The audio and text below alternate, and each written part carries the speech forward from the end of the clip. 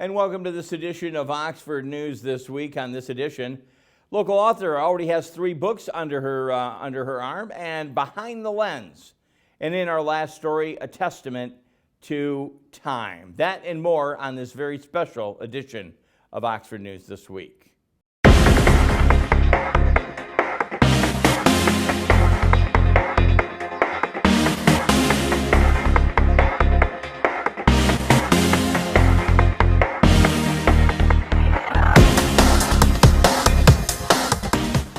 Welcome back to Oxford News This Week. The parents of the accused shooter are asking the circuit court judge to allow them to attend their son's upcoming Miller hearing, where arguments will be presented for and against a life sentence. But the prosecution is actually urging the judge to say no. Defense attorney Shannon Smith and Mariel Lehman recently filed a motion before Judge Kwame Rowe on behalf of James and Jennifer Crumbley, requesting permission to be present for the accused shooter's hearing, Miller hearing. Miller hearing will be on May 1st. The Crumbley parents are each charged with 4 counts of involuntary manslaughter in connection with the deadly shooting carried out again by their son, the accused shooter, at the Oxford High School on November 30th of 2021. They've all been jailed since December 4th, 2021. They are not allowed to contact with their son, who pleaded guilty last October to all 24 crimes and is charged, including 4 counts of first-degree premeditated murder. Miller hearing is required for all juvenile offenders facing a possible life sentence, which prosecution said is they're seeking for, again, the accused shooter, who is now 16, who was 15 when the crimes were carried out. In response to the motion, Oakland County Prosecutor Karen McDonald and Assistant Prosecutor Mark Keast note that since the shooter had pleaded guilty to the charges in the case and is pending with the judge, thus the court is not a proper forum to make a request and lacks authority to entertain such an order to allow them to attend that hearing. In a sad story, an Oxford man who went missing after leaving Pontiac Hospital just 6 days ago. He was found dead Tuesday between Pontiac Church and the body of Christopher James Smith, 48-year-old, was found approximately 2 in the afternoon behind First Presbyterian Church, located on 99 Wayne Street. According to the Oakland County Sheriff's Office, a 911 call was placed to the Sheriff's Office after Smith's body was discovered. The Sheriff's Office said there were no immediate signs of trauma or even foul play. An autopsy is being conducted again to determine the cause and manner of death. Smith reportedly left McLaren Oakland Hospital on foot around 6:30 in the evening, and that was on March 29th. His whereabouts then would become unknown, and then a coordinated group effort from family and concerned people was launched on Facebook, according to find Chris Smith. And they created a membership of over 1,100 members trying to find, sending prayers and thoughts. At OCTV, we send prayers and thoughts to his family and friends. Again, a sad ending to that story. Oxford Township residents are encouraged to attend the public hearing that's coming up for a single waste hauler issue that's scheduled for 6:30 in the evening. That'll be Wednesday, April 12th at Lake Point Community Church. That's located at 1550 West Rainer Road. Officials are considering a proposed ordinance that would establish a single waste hauler for the township. Residents outside the village, a committee consisting of Trustee Jonathan Knoll, Clerk Curtis Wright, and Trustee Margaret Payne, has been researching the advantages of having a single waste hauler that would save money for residents on their trash bills, reduce wear and tear on the streets and roads, and make neighborhoods a safer place for pedestrians and cyclists, reducing truck traffic, reduce air and noise pollution as well. You're urged to attend the April 12th hearing to provide input, submit questions, learn more about the important community issues going on with this. Residents who wish to ask a question prior to the hearing are actually encouraged to call Clerk Wright at 248-628-9787, extension 108, or you can send Curtis Wright an email at oxfordtownship.org. That's cwright@oxfordtownship.org if you'd like to submit a question, and even if you're not able to make the meeting. Shelby Stewart Solden likes to read. She likes to write. So the 27-year-old Oxford Township resident started to write a book in 2020, which started out as a one-story, now about Bennett Hawthorne, called Quarter Life Crisis in 2022, has turned into a Hawthorne series, with a third book, Away from Home, being released up this past February. The second book in the series, according to plan, was released in the later part of 2022. Progressively, the page count of the first book was 201, the second book at 238, and now the third book at 277. The new adult series centers around the Hawthorne family. Each book, main characters are siblings, quarter-life crisis centers on Bennett, who is the oldest of the siblings. He is 25 years old, living on his own, and has been back home, hasn't been back home in 7 years. So when his father unexpectedly dies, he has to go back home and take care of his little siblings. He finds the family is drastically different than the one he had left. The latest installment, Away from Home, is about the young Faith Hawthorne. Faith, one last summer before her senior year, looking forward to getting out of the house as well. Stuart Sullivan said before finishing each book, she was already starting on the next book, book number 4. The Hawthorne books are available at Amazon.com, and at South Street Exchange in downtown Ortonville. I have to say, I think I see a mini-series coming up for this young lady. Maybe we could call it The Hawthornes. The old saying goes, the apple doesn't fall far from the tree, and that it can be said about Tyler Schick. Schick is the latest addition to the Oxford Village Police Department. Having started with the department on March 15th, Schick, 27, said over the course of 15 years, his mother, Rhonda, was an officer with the Rose City Police Department and Ogano County Sheriff Office. He said he heard about the Oxford Police job, Village Police Department job, from a friend, Brendan Westenbarger. Westenbarger has been with the OVPD since 2022. Again, looking forward to seeing our new officer on the streets here in Oxford. And in our segment called Behind the Lens, yes, we borrow from C.J. Carnacchio once again. Lovely weather for ducks, a gray, rainy Friday, not bothering the trio of mallards at all, just hanging out in the Oakland County Sheriff's substation. Again, the photo by C.J. Carnacchio. If you have a picture or a snap, make sure to send it to us. You can send it via email to me, jimhughes@audacy.com. Maybe you'll see your snap on Behind the Lens. Up next, Dave Kenny with Auto Talk and Science in the News. We'll have more. You are watching Oxford News This Week on Oxford Community Television.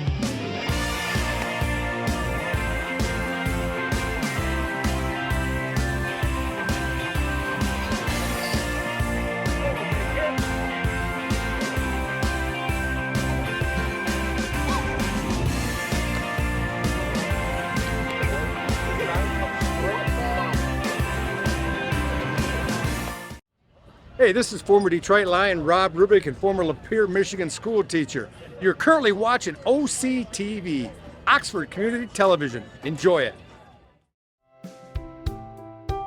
Canine Stray Rescue does just that. Rescue stray dogs for new families. But they need your help.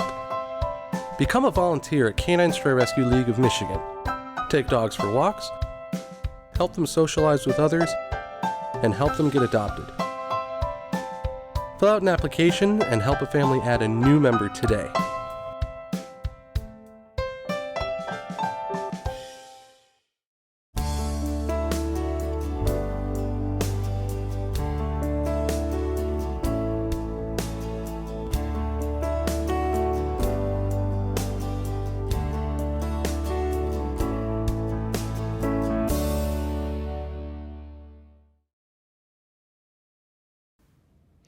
Welcome to this edition of Auto Talk. I'm Dave Kenny, and these stories are taken from Automotive News.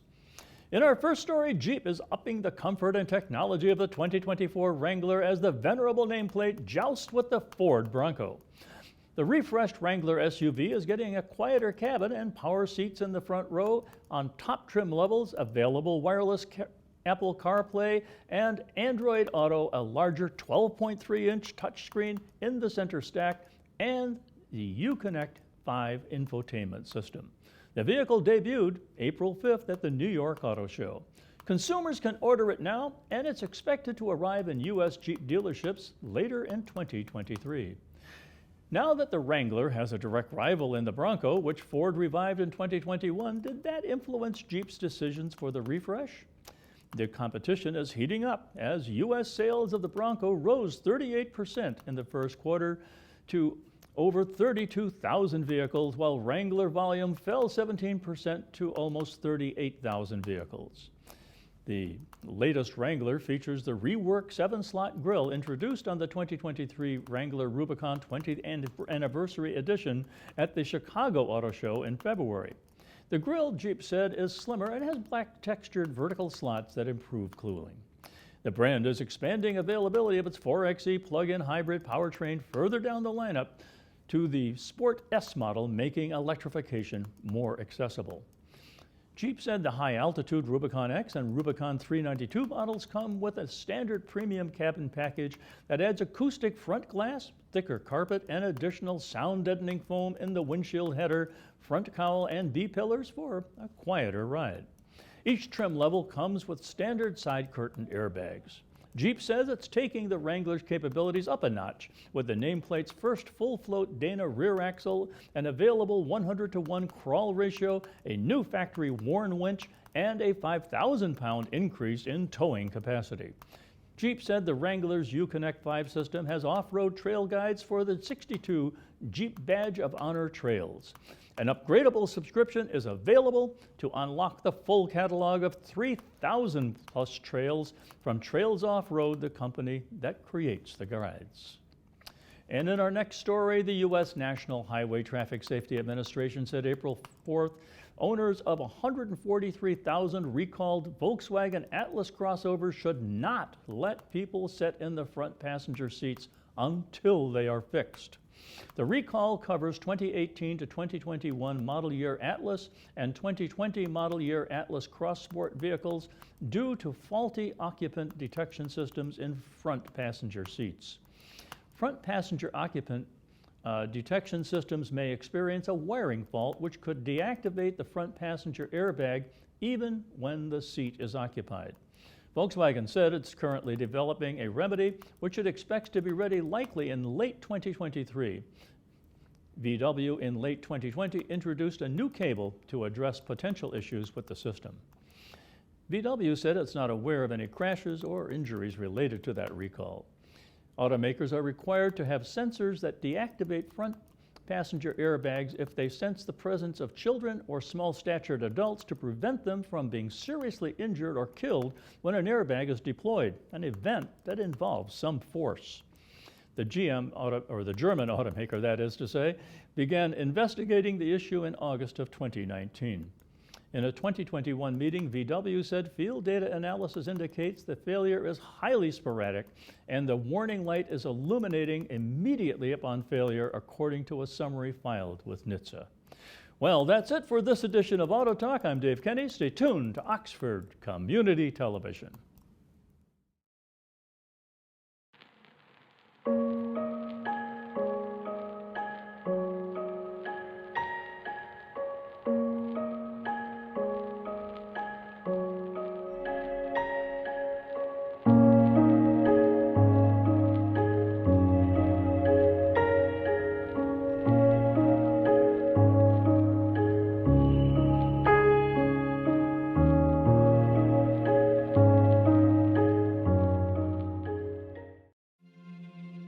We all come together and stand together to serve our veterans. We invest in the latest technology. We take the time to train the next generation of doctors and nurses. We work together to make sure we heal their bodies and their minds. This is our mission. More than 300,000 of us working as one, together with families and loved ones. No matter where they live in this country, we'll be there.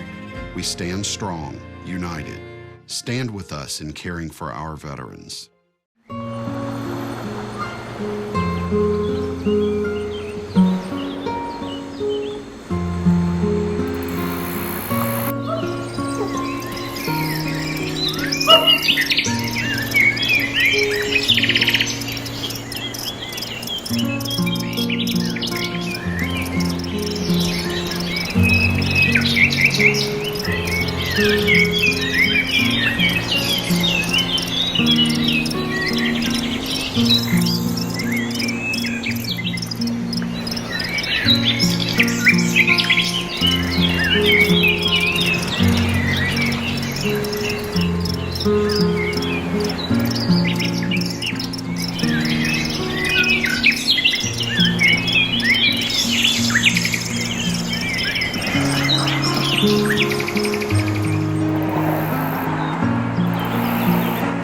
If you like to spend time in the outdoors, then there's a good chance you could come across a young fawn.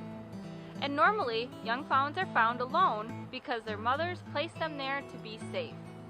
A young fawn has very little scent, and the mother will only come in just a couple times a day in order to feed it and leaves quickly so that she doesn't leave behind her scent. So if you find a young fawn curled up in the grass, that's actually the safest place for it to be.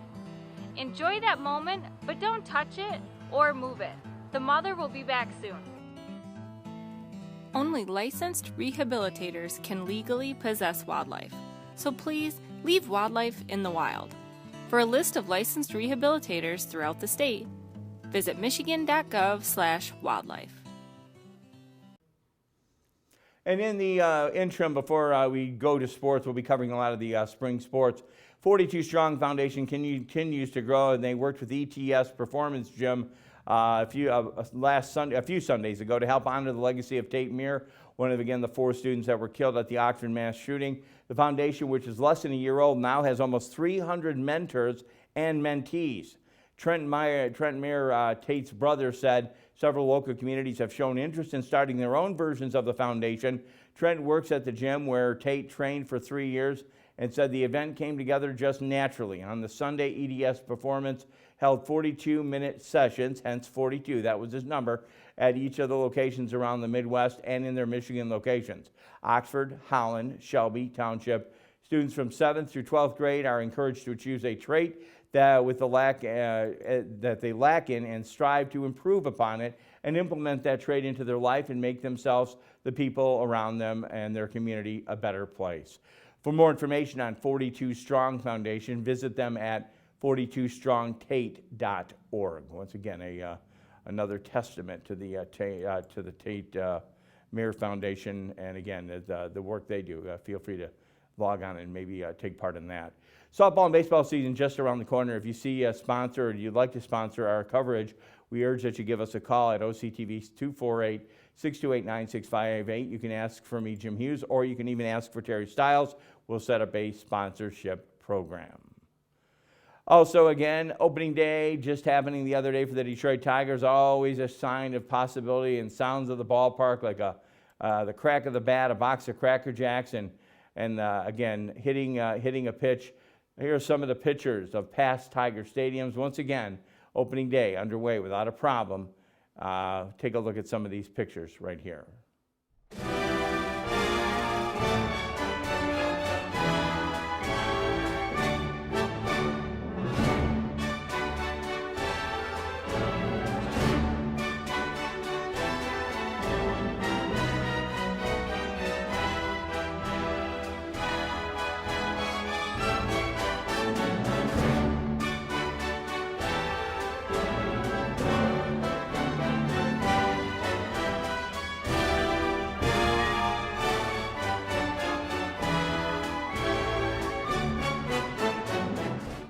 And that'll wrap it up here in sports. We'll be right back. Dave Kenny has one more segment. We have the last story coming up, and I'll close it out on another edition of Oxford News This Week.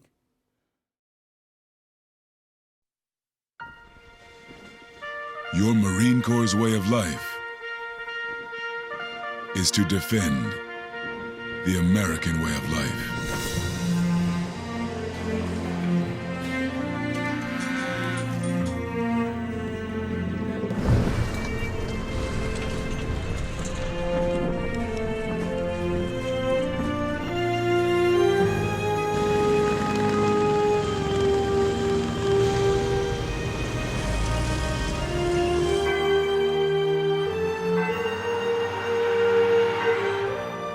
Every day,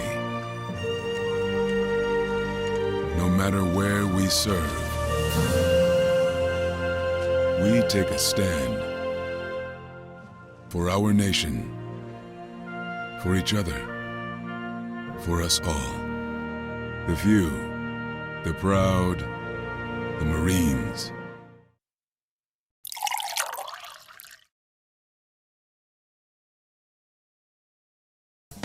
Do you love local sports? Whether it's Oxford High School or Parks and Rec, you can buy copies of each game.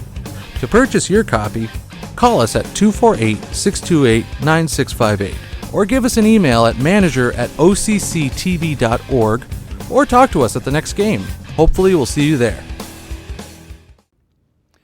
Welcome to Science in the News. I'm Dave Kenny, and this story is taken from New Scientist.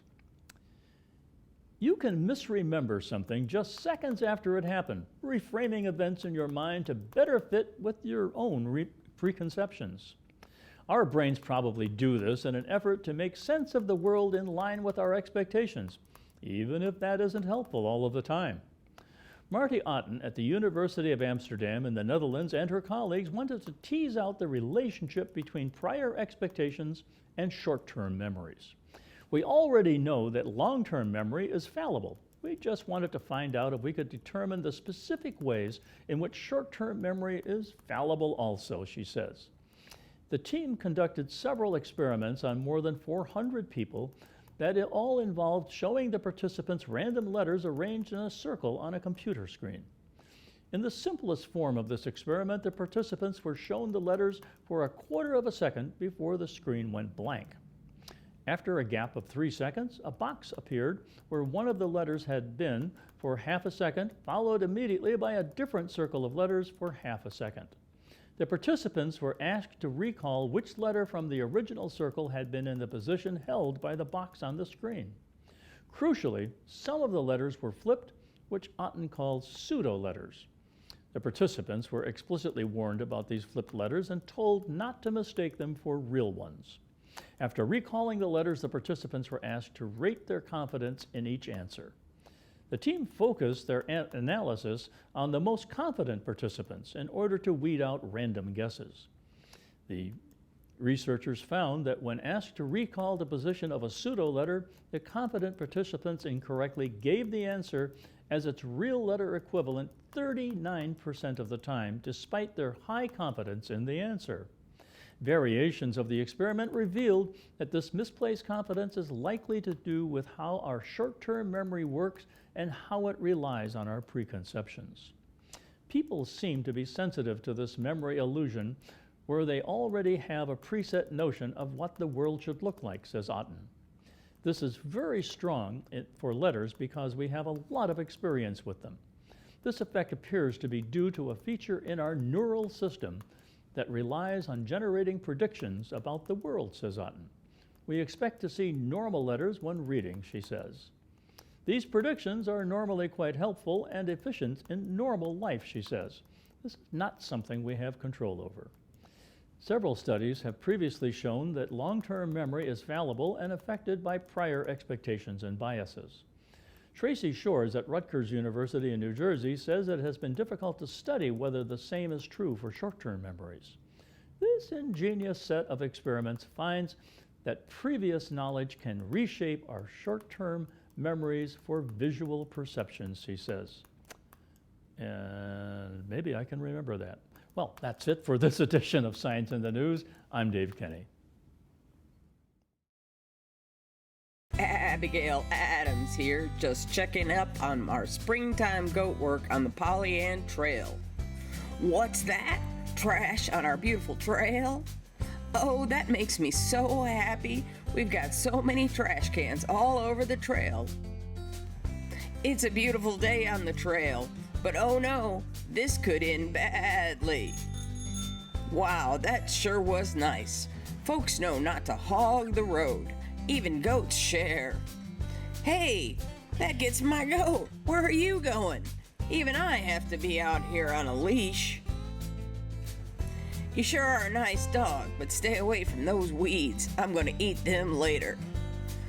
What a beautiful gift, our Polly Ann Trail. I've got to hit the trail. I hope you will too.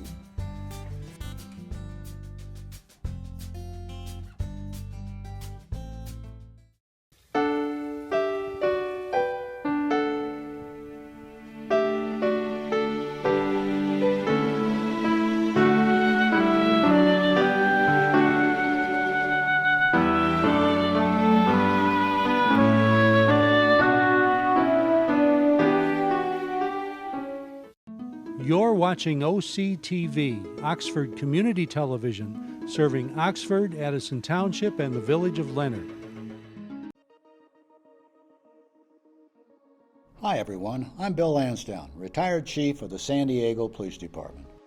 The first step to protecting your smartphone is to add a simple passcode lock on your phone. It's an important first line of defense. For all Android devices, follow these simple steps. Go to Apps, tap Settings, tap Security, tap Change Screen Lock.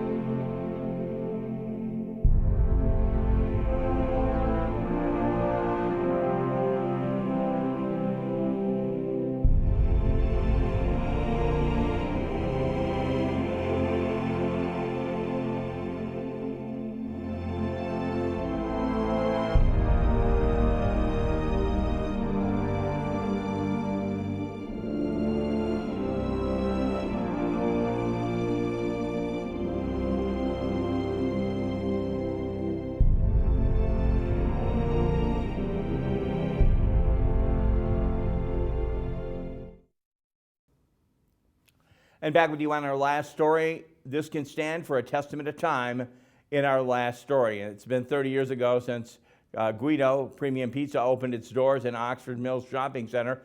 Oxford Township wishes to congratulate them on their outstanding member of the local business community on its longevity and success.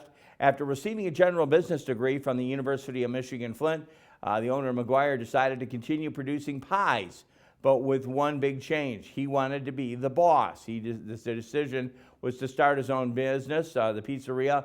A huge gamble, but it paid off. Guido's grew up to 12 locations. McGuire still owns the Oxford location at 1396 South Lapeer Road. All the other franchisees own the other ones. Again, congratulations on a testament of time. A 30-year-old pizzeria still stands in Oxford. And with that, we're going to close out this edition of Oxford News this week. Once again, we'd like to thank the news gathering sources of the Oakland Press, Oxford Leader, Oxford Township Facebook page.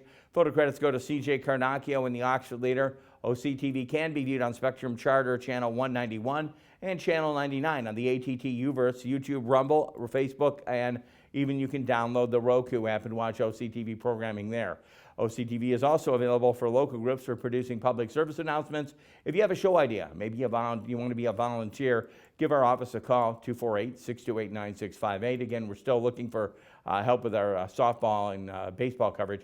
Thanks to our producer, director, Kyle Snage, videographer, Al Campbell, editor, Marissa Haruska, there we go, program coordinator, Dan Zweiss, program director, Connie Miller, station manager, Terry Stiles. For everyone here at OCTV, I'm Jim Hughes, hoping you have a safe week, and I invite you back next time. And again, we will take a look at Oxford News this week.